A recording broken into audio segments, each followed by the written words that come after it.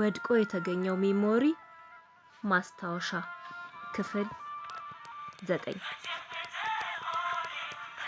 አባታችን ስራ ይሰራል። አሁን ደግሞ ታክሲ ነው የሚነዳው። እናም እኔ ወደ ሃይስኩል ስሄድና ስመለስ ባደርስ ባይመልሰኝም ሲሰራ ያዋለው። እቤት ገብቼ ግን መኪና ይዞ ሲሄድ አየሁ ብዬ አላውቅም። የእናትና የአባቴ ንግግርም ስለተቋረጠ የሚችለውን ይሰጠናል፣ ካልፈለገ ዝም ይለናል። ቤት ውስጥ ገንዘብና የሚበላ ነገር ሲጠፋ እንዴት ይርባል፣ ይበርዳል፣ ድህነት ይሰማል መሰላችሁ። ልክ እንደ ህንድ ዝቅተኞቹ ማህበረሰቦች ሲነጋና ሲመሽ የምናስበው ምግብ የምናገኝበትን መንገዶች ብቻ ሆነ። ከቤት ውስጥ ድሮ እንድናነብና ከቤት እንዳንወጣ ተብለን የተዘጉብን ልጆች መጽሐፍት አልቀሩም፣ በኪሎ ለሱቆች ተቸበቸቡ። ከዛም እንጀራ ካለበት ተፈልጎ ይገዛና ነፍሳችንን አረፍ እናደርጋታለን። ይሄ ሁኔታ ታዲያ ለወንድሜና ለእናቴ በእጅጉ ረብሻን ፈጥሯል። እልህ ተጋቡ። በዛ ላይ አንዳንድ ሰዎች ያዘኑ በመምሰል የረባ ያረባ ነገርን ለእናታችን በማቀበል ቤቱን ክብር ጫኑበት።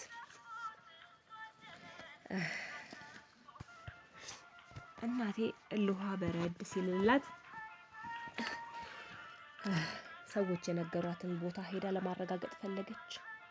አባታችን ለብቻው ምግብ ይመገብበታል ከተባሉት ሆቴል ውስጥ በመሄድ ክትትል አደረገች።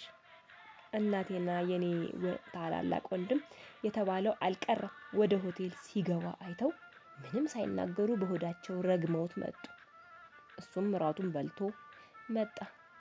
ልክ ምንም እንዳልበላ ሆኖ ያየን ጀመር። በዚህ ጊዜ ምንም ትዕግስት የሌላት እናታችን ንዴቷን መቋቋም ስላልቻለች በእልህ ትጠይቀው ያዘች። በልቶ አልበላሁም፣ በልቼ አላውቅም የሚል ድፍን ያለ መልስ ሰጠ። ኃላፊነቱን መሸከም አለመቻሉን ካወቀ ለምን ፈጠረን የሚል ጥያቄ በወንድማችን ቀረበ። በእያንዳንዳችን ህሊና ውስጥ የተጻፈ ክፉ ጥያቄ ሆነ። ውስጣችን አዘነ። በጣም ተጎዳን። 2 ቀን አድሮ እናቴ ለውሃ ሊበርድላት ስላልቻለ ከሚመገብበት ሆቴል ጠብቃ ሲገባ በመሄድ እንደዛኛው ቀን አይታው ብቻ አልመጣችም። ውስጥ ድረስ ገብታ የንዴቷን ተናግራው መጣች። በሰው መሃል ያዋረደችው አባታችን በቀጥታ ቤት መጥቶ ጸብ ፈጠረ። ብቻ የሆነ ትርምስ ሆነ። ወንድሞቼ በረሃብ ለዱላ አንችልምና ከተኛ ዝም ብለህ ተኛ፣ አትረብሽን፣ እኛ እንዳንተ አልደላንም፣ በራሳችሁ ጉዳይ ስትሉ ወልዳችሁን ለምን ታጉላሉናላችሁ አሉ በየተራ። አባታችንም ለካ መልስም መመለስ ጀምራችኋል፣ ጎረመሳችሁ በሚል ለመማታት ሲነሳ ታላቅ ወንድማችን ጥርሱን ነክሶ በእልህ ግጥም አድርጎ ያዘው። ታገሉ። ማንም ማንንን አልመታም። ግን ወንድሜ በማክበር ለቆት ሲሸሽ አባታችን የባሱኑ በዱላ ሊመታቸው ሲያሯሩጣቸው እናቴ መታቸው መስሏት በድንጋጤ አንድ ጊዜ ብላ ጮኻ አለቀቀችው። ከየት መጣ የማይባል ህዝብ በዛ ጨለማ ግልብጥ ብሎ ቤታችንን ወረረው። ሰው ሁሉ ተገረመ። አንድ ቀን ድምጻቸው ያልተሰሙ ቤተሰቦች ዘንድሮስ የማይችሉት ችግር ቢገጥማቸው ጸብ ደረጃ ደረሱ በማለት በማዘን በመናደድና በማሾፍም ጎበኙን። በማግስቱ ጀምሮ የሰላምን ጥፍጣፊ በቤታችን ጠፋ። አብሬው ተኛ የነበረው አባቴን ስለፈራው ሳሎን ውስጥ መሬት ላይ አንጥፌ መተኛት ያዝኩ። ያም ሆኖ ግን ልብሱን እናጥብለታለን፣ መኝታውን እናነጥፋለን፣ መኝታ ክፍሉን አጽድተን እንጠብቀዋለን። እሱም ስለጠላን ይመስለኛል የክፍሉን በር ቆልፎ መሄድ ጀመረ። እኔና ታላቅ ወንድሜ ግን በተመሳሳይ ቁልፍ እየከፈትን እናጸዳለታለን። ድንገት ሌሊት ቢያመው ሰው ቢመጣ ለሱም ለገላውም ጠረን ጥሩ አይደለም ብለን እናጸዳለታለን። እሱ ግን የሚበላ ሊገዛልን ፈቃደኛ አልነበረም።